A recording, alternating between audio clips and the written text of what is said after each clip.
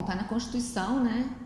A preservação do patrimônio cultural é uma responsabilidade do poder público de toda a sociedade, né? Eu acho que a sociedade ela tem muito poder nas mãos, ela pode trabalhar de várias formas, né? Eu trouxe alguns exemplos na palestra, como na formação de ONGs relacionadas ao meio ambiente, ao patrimônio cultural. Ela pode estar trabalhando na vigilância do patrimônio cultural, junto com outros órgãos, né, com a polícia, denunciando aquilo que está sendo feito de errado em relação ao patrimônio cultural aos órgãos competentes. Ela pode cobrar do município, do estado ou da União ações em relação ao seu patrimônio cultural, ou então ela pode participar, né, como a gente mostrou nos exemplos que a gente deu, diretamente, né, na restauração do seu bem cultural, participando dos cursos de formação e executando as próprias obras de restauração. Minas Gerais tem uma lei estadual, que é de 95, que ela faz a redistribuição do ICMS, que é destinado aos municípios, sendo que 1% é destinado aos municípios que têm políticas relacionadas ao patrimônio cultural. Dentre essas políticas, é necessário que se tenha toda a legislação relacionada ao patrimônio cultural, bens tombados, bens inventariados, conselhos de patrimônio cultural e também ações de educação patrimonial.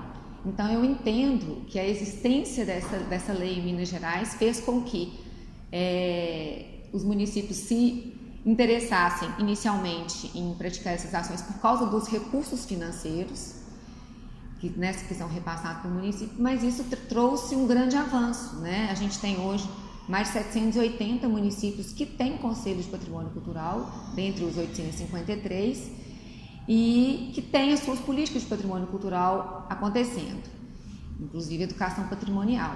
Então, eu acredito que Minas está na frente por causa da existência da lei do ICMS cultural, que incentivou os municípios a trazer essa municipalização do seu patrimônio e, consequentemente, as ações de educação patrimonial. Eu concordo com o promotor, né, que falou antes de mim, que a gente tem que trabalhar muito na educação patrimonial, porque a gente só protege aquilo que a gente conhece, né? E uma forma de proteger é estar exercendo ali a vigilância permanente, que inclusive é um dos instrumentos que está na Constituição, e reportar aquele dano para os órgãos públicos competentes. A falta de recursos também é um grande entrave, mas como eu disse na minha fala, a gente tem que ser criativos, né?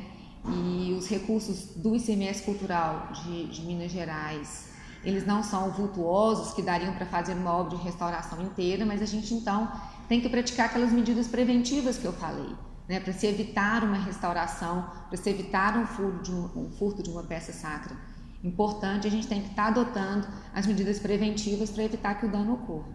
Quando o dano ocorre, né, uma das formas da gente tentar recuperar o bem cultural é envolvendo a população, né, como eu disse, na restauração daquele bem cultural, que é uma forma um pouco mais barata de se fazer, e tentar encontrar junto com os órgãos públicos recursos advindos de medidas compensatórias de algum dano ao meio ambiente que podem ser revertidos para o patrimônio cultural, porque os recursos que são destinados inclusive para os órgãos de preservação hoje eles são muito pequenos. Quando um bem ele é tombado, seja no nível da União, né, do Estado ou do município, tem um processo, né, um ritual para que se faça um processo do tombamento. E muitas vezes o tombamento é só realmente da fachada, mas em caso de igrejas e bens que têm um acervo no seu interior, o tombamento é fachada, volumetria e todo o acervo integrado que está ali dentro, tanto móvel como integrado, como são os altares, os púlpitos, enfim. E esses bens, isso tem que estar bem estabelecido no tombamento, né, qual que é o nível de proteção.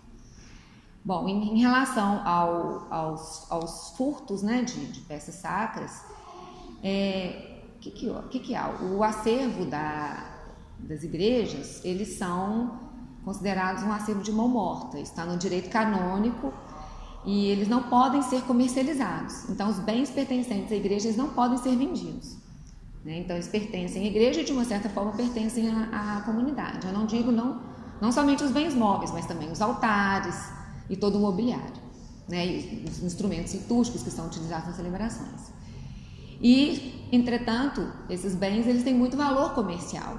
Então tem um comércio paralelo, que algumas pesquisas que a gente já fez hoje em Minas, se eu não me engano, ele é o terceiro comércio mais lucrativo, que é de obras de arte, né, e de peças sacras.